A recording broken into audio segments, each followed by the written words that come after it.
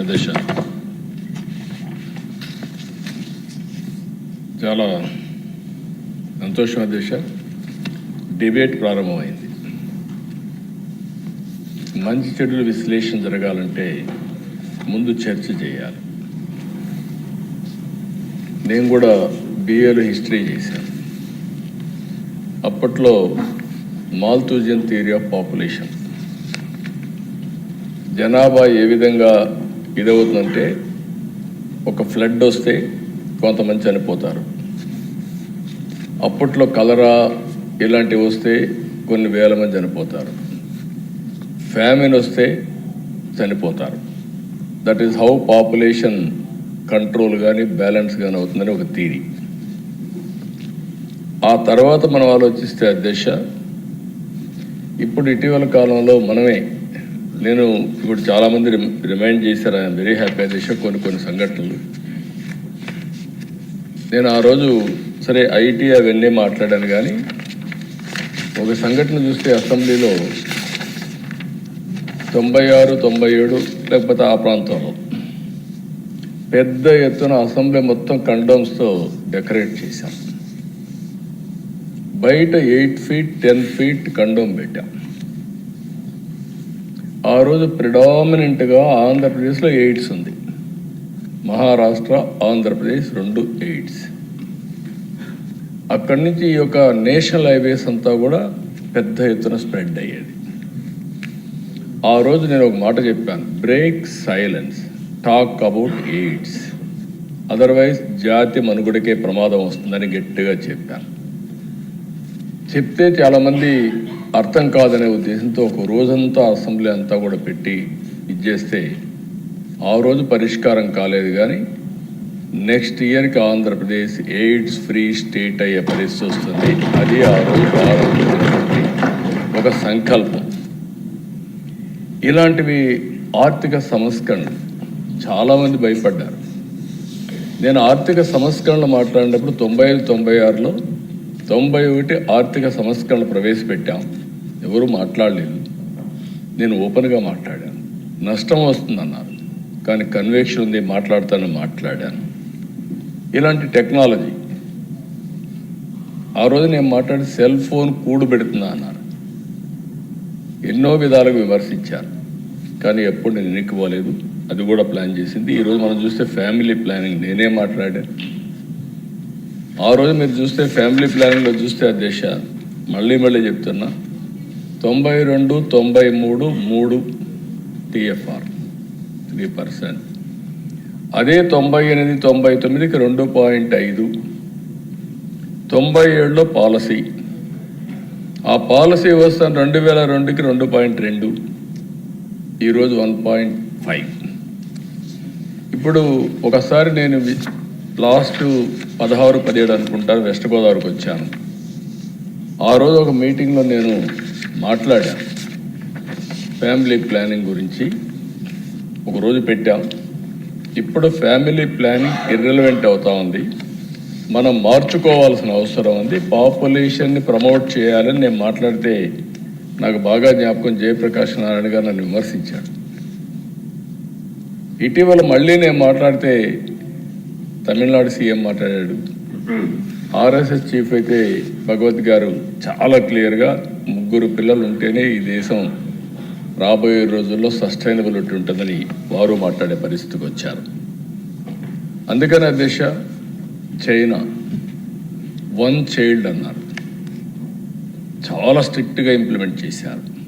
ఒకసారి చైనాలో ఒక పాలసీ అంటే తూచా తప్పకుండా ఇంప్లిమెంట్ చేసే పరిస్థితి వస్తుంది. ఒకరికి అబ్బాయిలు ఉంటే ఒకరికి అమ్మాయి ఉంటుంది. ఇద్దరు కూడా మ్యారేజ్ చేసుకొని వెళ్ళిపోయారు. వాళ్ళు ఒక child or no child. Now diminishing population. ఒకప్పుడు ప్రపంచంలోని హైయెస్ట్ పాపులేషన్ చైనా, ఇప్పుడు highest population India. At the same time 2 TFR. 2 అంటే 2.1 ఉండాలి. యూపీ, బీహార్ ఆ 2 రాష్ట్రాల వల్ల ఈరోజు పాపులేషన్ బ్యాలెన్స్ అవుతా ఉంది. సౌత్ ఇండియాలో మాత్రం నెగటివ్ గ్రోత్ స్టార్ట్ అయింది. ఇదే కంటిన్యూ అయితే సౌత్ ఇండియా మొత్తం ఇప్పటికి దీని రాజకీయ కోణంలో కూడా చూస్తున్నారు అధ్యక్ష కొంతమంది, అది కూడా ఉంటుంది. రేపు పార్లమెంట్ సీట్స్ వస్తే సౌత్ ఇండియాలో సంఖ్య తగ్గిపోతుంది, దీనివల్ల ఎట్లా అని కూడా మాట్లాడుతున్నారు. అది వేరే విషయం. నేను మాట్లాడేది భవిష్యత్తు కోసం మాట్లాడుతున్నాను. అవి ఎట్లా ప్రొటెక్ట్ చేసుకోవాలో ఆ విషయాల్లో మాట్లాడదాం. ఒకప్పుడు మనందరం మాట్లాడేది ఒకరు ముద్దు, ఇద్దరు ఓకే, ముగ్గురు వద్దు. ఆ రోజు మనందరం ఇదే స్లోగన్ మాట్లాడాం.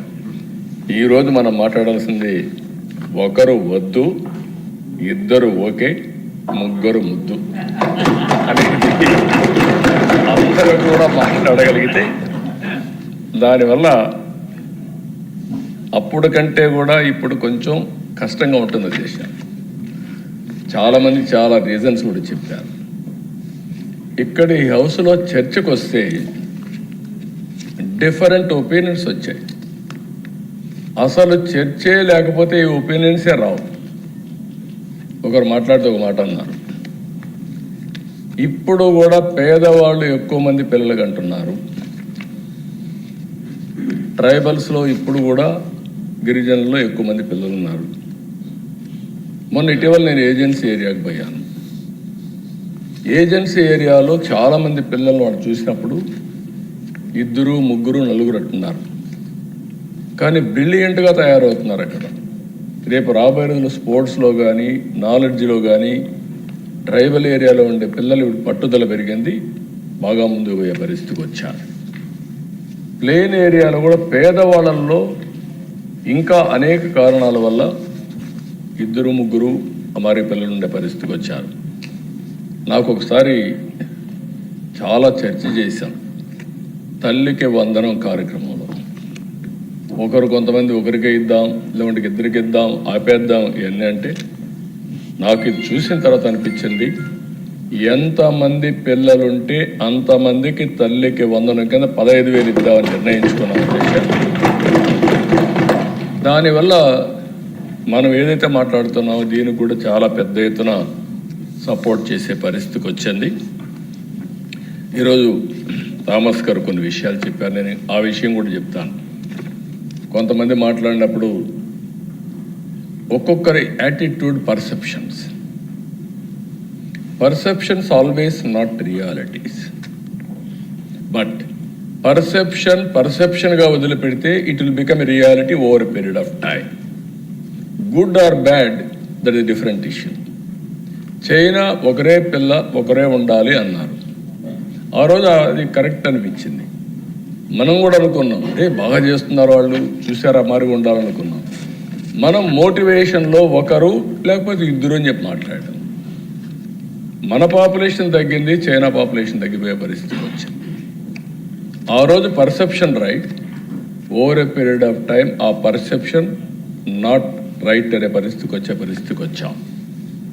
ఇలాంటివి చూసినప్పుడు కొంతమంది మాట్లాడినప్పుడు నేను వింది, ఎక్కువ డబ్బులు ఖర్చు అవుతుంది, కొంతమంది పేదవాళ్లే ఎక్కువ మంది పిల్లల్ని చేస్తున్నారు. ఈ రెండు కాంట్రడిక్షన్స్. పేదవాళ్ళు డబ్బుల కోసం ఆలోచించడం లేదు, డబ్బులుండే వాళ్ళు చదివించాలంటే ఎక్కువ అవుతుందని ఆలోచిస్తున్నారు పెంచాలంటే.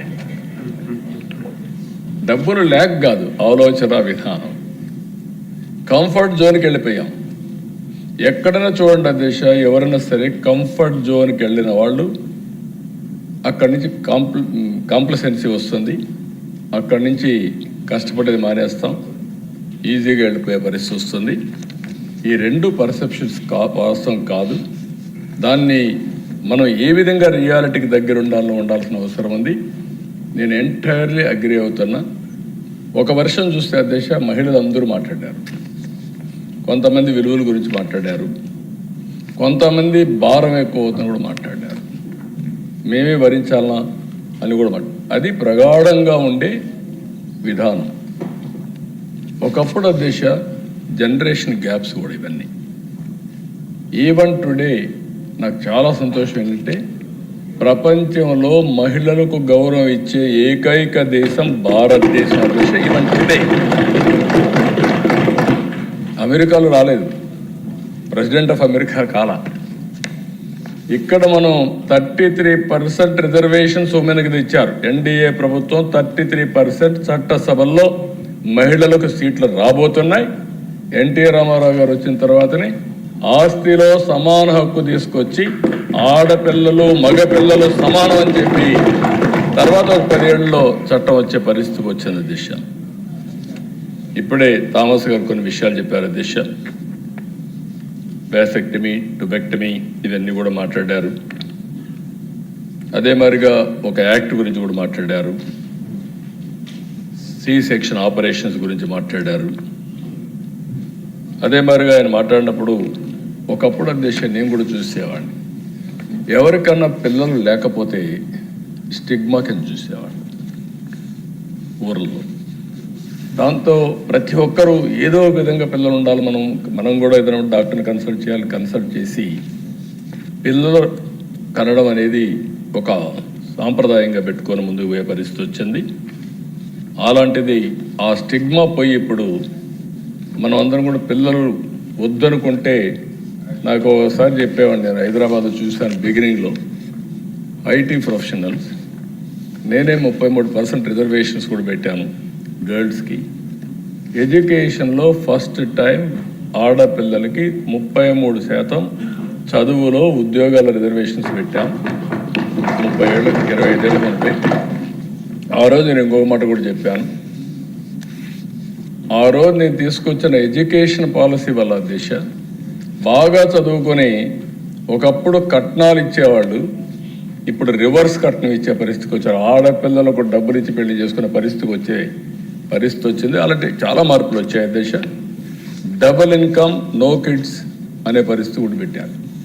లెట్ us ఎంజాయ్ అంటే ఇద్దరికి ఆదాయం వస్తుంది, ఇద్దరం బిజీగా ఉన్నాం, ఎవరు షేర్ చేసుకోలేము, కాబట్టి మనం సంపాదిద్దాం, ఎంజాయ్ చేద్దాం థింకింగ్ వచ్చారు. అప్పటి నుంచి కూడా నేను మాట్లాడుతున్నా. ఇప్పుడు ఆంజనేయులు గారు ఒక మాట అన్నారు, చాలా సంతోషం. నువ్వు 3 పిల్లలుంటే 3వ అబ్బాయి పుడితే వాళ్ళకి 50%, 2వ అబ్బాయికి 40%, ఒక అబ్బాయికి అయితే 10%. అప్పుడు మొత్తం సెట్ అవుతారు. నీ కష్టార్జితం కాబట్టి మీ పిల్లలు మీరు డిక్టేట్ చేసే పరిస్థితి వస్తుంది. I'm very happy. ఆ థింకింగ్ ప్రాసెస్ డిస్కషన్ అయితే చాలా వరకు మనకు ముందుకు పోయే పరిస్థితి వస్తుంది దిశ. వెంకట్రావు గారు గన్నవరం చెప్పాడు, ఆయన కూడా మాట్లాడినప్పుడు ఇప్పుడు చాలా వరకు మీరు ఆలోచిస్తే డబ్బులుండి కాదు, డబ్బులుండే దేశాలు కూడా సరైన సమయంలో జరుగుంటే మారుంటుందా లేదా మనం ఊహించలేము. రైట్ టైంలో ఎడ్యుకేట్ చేయగలిగితే కొంత మారేదానికి అవకాశం ఉంటుంది. ఇప్పుడు కూడా నేను చూశాను దిశ, ఇజ్రాయెల్ 3 TFR అంటే ఇన్ని టెన్షన్ నుండి ఏదున్నా కూడా TFRలో మాత్రం ఎక్కడ కాంప్రమైజ్ లేదు. 3 ఉంది. వాళ్ళకు ఉండేది 1 కోటి జనాభా. ఆ 1 కోటి జనాభాని TFR కూడా 3తో మెయింటైన్ చేసే పరిస్థితికి వచ్చారు. ఇక్కడ డబ్బులుండి నేను చేయడం లేదు, దూరదృష్టితో ఆలోచిస్తున్నాం. మనం అందరం కూడా గుర్తుపెట్టుకోవాల్సిన అవసరం ఉంది. సభలో ఉండే వాళ్ళందరం ఆర్థిక ఇబ్బందులు ఉన్నాయి. నేను 4వసారి ముఖ్యమంత్రి. అనేక ఇబ్బందులతో డే టు డే గడుస్తున్నామంటే వెంటిలేటర్ మీద ఉండే ఆర్థిక వ్యవస్థ బయట తీసుకొచ్చామంటే మళ్ళీ చెప్తున్నా, దీనికి పూర్తిగా సహకరించిన నరేంద్ర మోడీ గారిని, ఆర్థిక మంత్రిని, కేంద్రాన్ని అభినందిస్తున్న దిశ. ఎందుకంటే ఆ రోజు ఆ నిర్ణయం వాళ్ళు చేయకపోయి ఉంటే ఈరోజు మనం చాలా ఇబ్బందుల్లో ఉన్నాం. కానీ ఈరోజు మనం ఆలోచించేది తాత్కాలికంగా ఇబ్బందులు ఉన్నా ఏ విధంగా అధిగమించి మనం ముందుకు పోతాం. ఈరోజు సత్యనారాయణమూర్తి గారు ఒక మాట అన్నారు, మోర్ చిల్డ్రన్ మోర్ బెనిఫిట్. చాలామంది మాట్లాడినప్పుడు కొన్ని విషయాలు చెప్పారు. దేశం జనాభా తగ్గిపోవడానికి కూడా కారణం మైక్రో ఫ్యామిలీస్. ఇప్పుడు ఏమైందంటే over a period of time సమాజంలో అనేక సమస్యలు వస్తున్నాయి. ఒకప్పుడు పెద్ద ఫ్యామిలీస్ ఉండేటివి, సెక్యూరిటీ ఒకటి ఉండేది.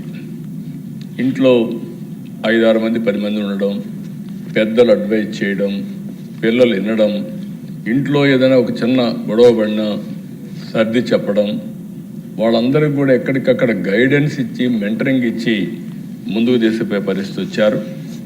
ఇప్పుడే కోవూరు ఎమ్మెల్యే గారి ప్రశాంత్ రెడ్డి గారు చెప్పినట్టు వాల్యూస్ కూడా పడిపోయే పరిస్థితి వచ్చింది దిశ. ఈవెన్ టుడే ప్రపంచంలో ఫ్యామిలీ విలువలుండే ఏకైక దేశం భారతదేశం దిశ. ఆ గౌరవం ఉంది, ఆ విలువలు ఉన్నాయి. ఇప్పుడిప్పుడు విలువలు పడిపోయే పరిస్థితి వస్తుంది. దాన్ని కూడా మనం కాపాడుకోవాల్సిన అవసరం ఉంది. అందుకే నేను ఇప్పుడు ఆలోచించిన దిశ, బిగ్ ఫ్యామిలీస్ మోర్ బెనిఫిట్స్. ఇటీవల కాలంలో మనం అందరం ఏం చేస్తున్నాం అంటే, పెన్షను ఒక ఇంటికి ఒకటి, ఇల్లు ఇంటికి ఒకటి, రేషన్ 5 కేజీలు మనిషికి, మ్యాక్సిమం 25 కేజీలు సీలింగ్.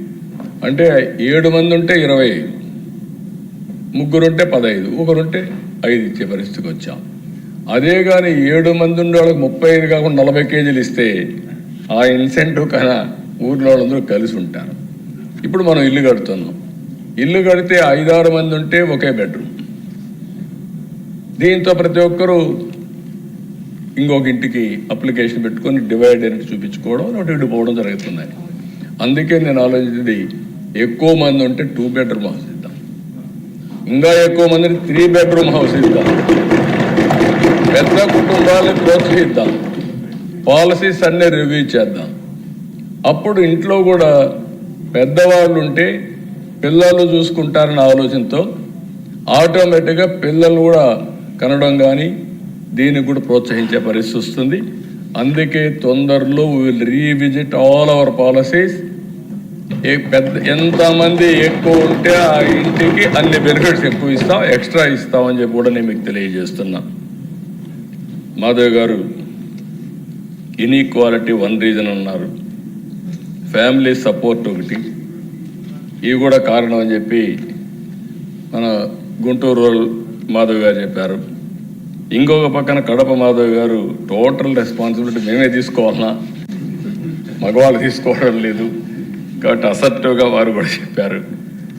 అదే మాదిరిగా వారు మాట్లాడినప్పుడు సిలబస్లో బాయ్స్ అండ్ గర్ల్స్ అందరూ సమానం, ఈక్వల్ రైట్స్ ఎట్లా చేయాలనేది విద్యా విధానంలోనే మార్పు తీసుకురావాలని చెప్పి చాలామంది చెప్పారు. డెఫినెట్గా తీసుకురావాల్సిన అవసరం ఉంది. ఇక్కడ ఒక సందర్భంగా నాకు ఒక ఇదే దేశం నేను ఎప్పుడు కోట్ చేసేవాడిని, leak one view early days. ఆయన మాట్లాడుతూ ఫ్యామిలీ ప్లానింగ్ గురించి, కంట్రీ గురించి ఆలోచించి ఒకటి మాట్లాడాడు. ఎక్కువ మంది పిల్లలు కనాల్సింది డబ్బులుండేవాళ్ళు ఎక్కువ మంది కనాలి అన్నాడు. దాంతో డబ్బులుండేవాళ్ళంతా మేమేం మిషన్సా పిల్లలు కనడానికి, మాకేం పని లేదా అని రివోల్ట్ అయ్యారు. డబ్బులు లేని వాళ్ళు మేమేం పనికిరాని వాళ్ళమా, మాకు పిల్లలు అవసరం లేదా, మేము పెంచలేమా, మాకు చేత కాదా అన్నారు. ఆయన ఒక రీసెర్చ్ చేసి ఎందుకు నేను చెప్తున్నానంటే, ఆ రోజుట్లో ఎక్కువ డబ్బులుంటే వాళ్ళని బాగా పెంచుతారు, డిసిప్లిన్లో పెడతారు, దీనివల్ల దేశం బాగుపడుతుంది, దేశభక్తి వస్తుంది, దేశానికి ఒక ఆస్తి వస్తుందని జస్టిఫై చేశాడు. ఇప్పుడు దానికంటే మనందరం గుర్తుపెట్టుకోవాల్సింది, అవన్నీ చూసిన తర్వాత మనం ఏదైతే డిఫరెంట్ టైమ్స్లో డిఫరెంట్ వచ్చాయి. ఈరోజు ఎన్టీ రామారావు గారి విషయం మాట్లాడారు, మా పార్టీ ఫౌండర్ గురించి కన్నబాబు మాట్లాడారు, మీరు మాట్లాడే తాతమ్మ కళ. ఆయనకు ఒక ప్రగాఢమైన నమ్మకం. నేనే కొంచెం డీవియేట్ అయినా ఆ రోజుట్లో, ఎందుకంటే పాపులేషన్ పెరిగిపోతే ఏమవుతుందని పోయాం. ఇప్పుడు మళ్ళీ రైట్ టైంలో కరెక్ట్ చేసుకునే అవకాశాన్ని కూడా తీసుకొని బేషిజానికి పోకుండా జనాభా ఉండాలని పాపులేషన్ మేనేజ్మెంట్ పాలసీ కూడా మళ్ళీ నేనే తీసుకొస్తున్నాను. దిశ 2 కూడా తీసుకొస్తున్నాను. ఆయన ఎప్పుడో ఒకటే చెప్పాడు, బిగ్ ఫ్యామిలీ పెద్ద అడ్వాంటేజ్. కాబట్టి కుటుంబం అనేది ఒక సంపద. ఒకప్పుడు మనం చూసేవాళ్ళం, గ్రామాల్లో ఎంతమంది పిల్లలుంటే అంత పెద్ద ఆస్తి, భూముల కంటే పిల్లలకు ఎక్కువ విలువ ఇచ్చేవాడు. ఇప్పుడు రాను రాను తగ్గిపోయే పరిస్థితి వచ్చింది. ప్రపంచంలో రేపు రాబోయే రోజుల్లో ఏ దేశంలో జనాభా ఎక్కువ ఉంటే ఆ దేశమే సంపన్నమైన దేశంగా ఉంటుంది, దాంట్లో ఆశ్చర్యం లేదని చెప్పి కూడా మీకు తెలియజేస్తున్నా. ఇప్పుడే రవికుమార్ పాత రోజు జ్ఞాపకం వచ్చాడు. ఏదైతే HIV, AIDS కానీ, పాపులేషన్ కానీ, ఇంకొక పక్కన అప్పట్లో ఇది కూడా ఒకటే ఆలోచించాలి దిశ, early marriages, late marriages, teenage pregnancy, ఇవన్నీ కూడా మనం మాట్లాడాల్సిన అవసరం ఉంది. ఇవన్నీ ఎకనామిక్ స్టేటస్ను బట్టి, వాళ్ళకుండే అవగాహన బట్టి, ఆ ప్రాంతంలో ఉండే అలవాట్లు బట్టి ఇవన్నీ వస్తూ ఉంటాయి. మన దగ్గర ప్రెగ్నెన్సీ ఏదైతే టీనేజ్ ప్రెగ్నెన్సీ ఎక్కువ వచ్చే పరిస్థితి వచ్చింది, దాన్ని కూడా మనం ఆలోచించుకోవాల్సిన అవసరం ఉంది. ఒకప్పుడు అర్లీ మ్యారేజ్ చేసి పిల్లల ఆరోగ్యం కూడా సరిగా ఉండదు, వాళ్ళ ఆరోగ్యం కూడా బాగుండేది కాదు. ఇప్పుడు లేట్ మ్యారేజ్ అయ్యి మళ్ళీ పిల్లలు పుట్టడం కూడా సమస్య అవుతుందనే విధంగా మనం ముందుకు పోతున్నాం. దీన్ని మనందరం కూడా మాట్లాడాలి. రైట్ ఏజ్లో మ్యారేజ్ జరగాలి. ఇదేదో ఇప్పుడు ఏమనుకుంటున్నట్టు ఈ హౌస్లో మనం అందరం కూర్చొని we're all talking only economic issues, not social issues, లేకుంటే we're all talking political issues. Political issues మాట్లాడితే పొలిటికల్గా అడ్వాంటేజ్ వస్తుంది, ఎకనామిక్ ఇష్యూస్ మాట్లాడితే ప్రజలకు ప్లీజ్ చేయగలుగుతాం. కానీ సోషల్ ఇష్యూస్ మాట్లాడడం లేదు. ఇవి కూడా మనం మాట్లాడాల్సిన అవసరం ఉంది. ఈరోజు ఇంకో పక్క రవికుమార్ చెప్పినట్టు ఎంప్లాయీస్, ఇవన్నీ కూడా నా ఉద్దేశం పర్సెప్షన్స్. ఎప్పుడైతే ప్రతి ఒక్కరిలో ఒక బాధ్యత పెరుగుతుందో, ఎన్ని ఇబ్బందులున్నా అధిగమించడానికి కూడా ఒక ఆలోచన వస్తుంది. ఇంతవరకు ఒకరిద్దరు మాట్లాడినట్టు చెప్పారు. నేను ఎప్పుడు కూడా క్రైసిస్ ఈజ్ అన్ ఆపర్చునిటీ. ప్రతి ఒక్క క్రైసిస్ ఒక సంక్షోభం ఒక అవకాశాన్ని ఇస్తుంది. ఆ అవకాశాన్ని తీసుకోగలిగితే ఏదైనా సాధ్యం. కాబట్టి ఇవన్నీ కూడా చూసినప్పుడు రవికుమార్ కూడా మాట్లాడినప్పుడు దీన్ని మళ్ళీ అందరూ చెప్పారు, తప్పకుండా తొందరలోనే ఎడ్యుకేషన్లో పార్ట్ ఆఫ్ ఎడ్యుకేషన్ ఇంటర్మీడియట్ని దేవాలన్నా ఎక్కడిని దేవాలని తీసుకొచ్చి డెఫినెట్గా పార్ట్ ఆఫ్ సిలబస్ ఉంటుంది. థియరాటికల్గా కాకుండా ఫ్యూచరిస్టిక్ ఎడ్యుకేషన్కి మనం ముందుకు పోతామని చెప్పి కూడా మీకు తెలియజేస్తున్నా. ఇంకో పక్కన డివోర్స్ గురించి మాట్లాడారు ప్రశాంత్ రెడ్డి గారు. మాట్లాడినప్పుడు షీజ్ రైట్, మనం గుర్తుపెట్టుకోవాల్సిన అవసరం ఉంది. మైక్రో ఫ్యామిలీస్లో టాలరెన్స్ తగ్గిపోయి, నేను ఈ మధ్యకాలంలో మాట్లాడుతున్న టెక్నాలజీ కూడా ఒక రీజన్ అయిపోయింది. ఇంట్లోనే ఉంటాం, మెసేజెస్ పెడతా ఉంటాం. అంటే నాకు కూడా అలవాటు అయిపోయింది, మీకు అలవాటు అయిపోయింది, అందరికీ అలవాటు అయిపోయింది. అలవాటు అయిపోయి మెకానికల్ అయిపోయాం. లైఫ్ అంతా మెకానికల్ అయిపోయి డిబేట్ లేకుండా, డిస్కషన్ లేకుండా. మొన్న చూస్తే నాకు బాధేసింది. ఇక్కడ విజయవాడ భార్య టీవీ పెట్టుకుంది.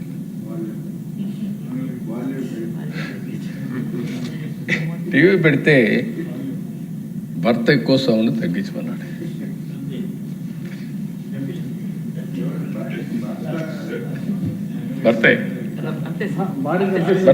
భార్య భర్తను చంపేసింది. అంటే సౌండ్ తగ్గించమంటే మంగళగిరి లోకేష్ కూడా మాట్లాడాల. అంటే మీరు అర్థం చేసుకోవాల్సిన దిశ టాలరెన్స్. ఇప్పుడు నన్ను ఎవరిని అన్నారనుకో, నన్ను అంటాడా అనుకుంటే అడిగి అయిపోయింది ఇంకా.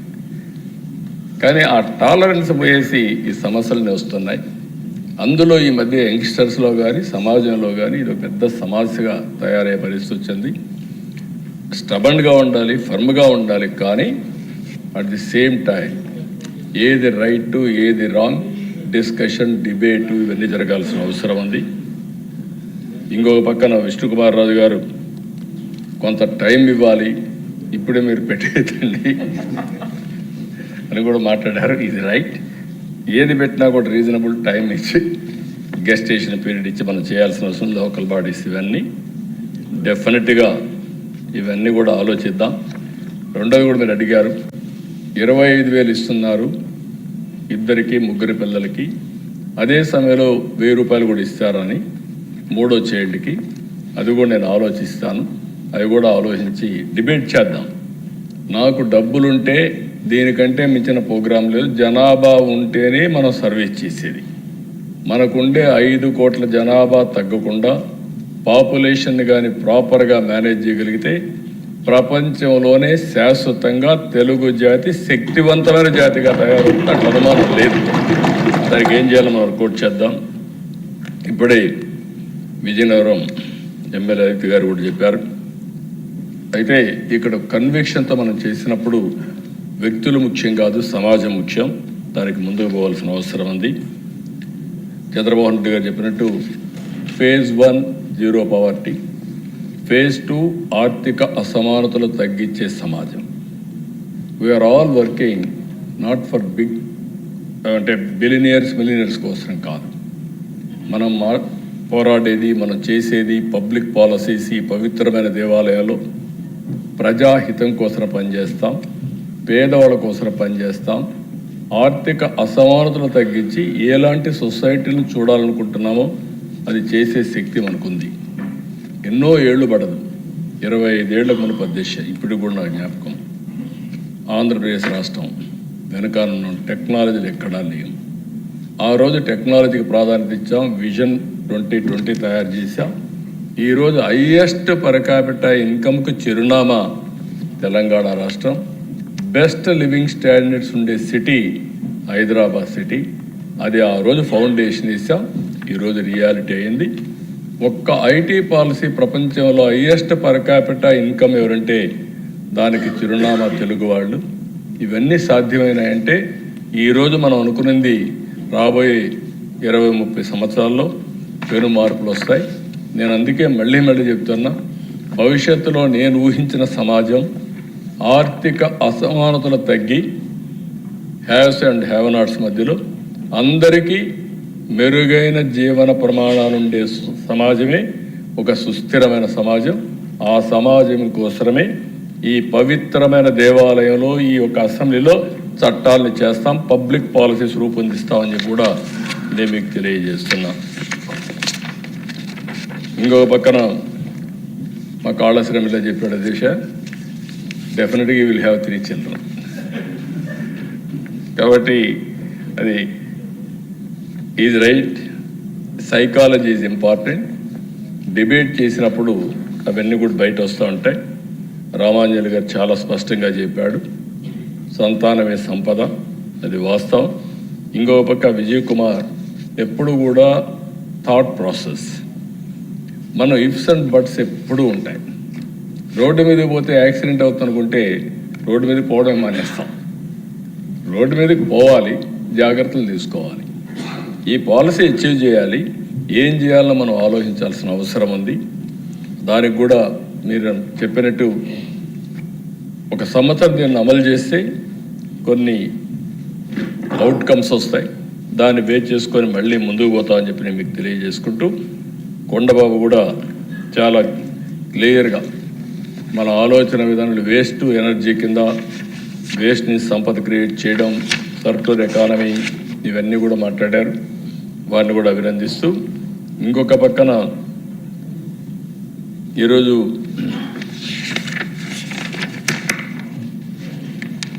ఇలాంటివి సజెషన్స్ అన్నీ కూడా ఇచ్చారు అధ్యక్ష. అల్టిమేట్గా ఒక మంచి చర్చకు ప్రారంభించాం, మంచి సంకల్పానికి నాంది పలికాం. ఈరోజు మనకు తెలియదు కానీ చరిత్రలో ఈ అసెంబ్లీలో చిరస్థాయిగా ఉంటుంది. భారతదేశంలో మొట్టమొదటిసారిగా పాపులేషన్ మేనేజ్మెంట్ కోసం చర్చించిన సభ ఆంధ్రప్రదేశ్ చట్టసభ. అలాంటి ఒక మంచి చరిత్రకు శ్రీకారం చుట్టాం. మనందరం ఈ సంకల్పాన్ని ముందుకు తీసుకెళ్దాం. సంకల్పాన్ని ముందుకు తీసుకుపోయే సమయంలో దీన్ని గురించి మాట్లాడదాం.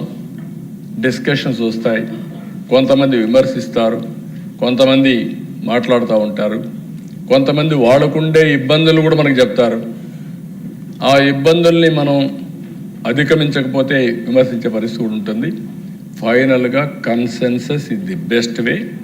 కన్సెన్సస్ ద్వారా మళ్ళీ పాపులేషన్ మేనేజ్మెంట్ చేసి చరిత్రలో ఒక హిస్టరీ క్రియేట్ చేసే బాధ్యత మనం అందరం తీసుకుందామని చెప్పి తెలియజేసుకుంటూ, ఈ 4-5 ఏళ్ళలో మనకు ఒక ఐడియా వస్తుంది. 1.5 నుంచి తగ్గుతామా, అక్కడి నుంచి బ్రేక్ చేస్తామా, అక్కడి నుంచి ఫర్దర్గా ముందు తీసుకుపోగలుగుతామా, 2.1 వరకు TFR తీసుకుపోగలుగుతామా, ఎంత సమయం పడుతుందో మనకి ఎప్పటికీ అర్థమవుతుంది. మా హెల్త్ మినిస్టర్ గారిని కోరుతున్నా, రెగ్యులర్గా ప్రతి సంవత్సరం ప్రతి నెల మీ దగ్గర రికార్డ్స్ ఉంటాయి. ఆ రికార్డ్స్ని బేస్ చేసుకుని ఎప్పటికప్పుడు స్ట్రాటజీస్ అని మార్పులు చేర్పులు చేసుకుని ముందుకు పోదామని చెప్పి తెలియజేసుకుంటూ, అల్టిమేట్గా అందరికంటే నాకు చాలా సంతోషం అధ్యక్ష, మీరు బిగినింగ్లో మాట్లాడినప్పుడు కొంతమంది మాట్లాడడానికి ముందు సుముఖంగా లేరు. చర్చ ప్రారంభించిన తర్వాత ఒక్కొక్కరే ముందుకు వచ్చాం. ఇది ఎప్పుడు కూడా ఒక ఇష్యూ ఇది సాధ్యమా లేకుంటే కాదేమో అని ఆలోచించినప్పుడు ఏది చేయలేం. ఇది కూడా అంతే. చాలా సంతోషం, ఒక హిస్టారికల్ మూమెంట్. ఐ విష్ మనకందరికీ ఈ రాష్ట్రానికి మంచి జరగాలని మరొక్కసారి కోరుకుంటూ, ఈ మంచి సంకల్పంలో మీ అందరూ పూర్తిగా సహకరించాలని మరొక్కసారి మిమ్మల్ని అందరినీ కోరుకుంటూ, ఈ సంకల్పాన్ని ప్రజలు కూడా అర్థం చేసుకొని పూర్తిగా సహకరించాలని వారందరినీ కోరుకుంటూ సెలవు తీసుకుంటాం. శాసన సభ తరపున, శాసన సభ్యులందరి తరపున, శాసనసభ పక్ష నాయకులకి ఇంత చక్కటి చర్చ, ఇంత అర్థవంతమైన చర్చ గురించి మాట్లాడినందుకు ఇందులో పాల్గొన్న సభ్యులందరూ కూడా తప్పకుండా అదృష్టంగా భావిస్తారని చెప్పి తమరికి తెలియజేస్తూ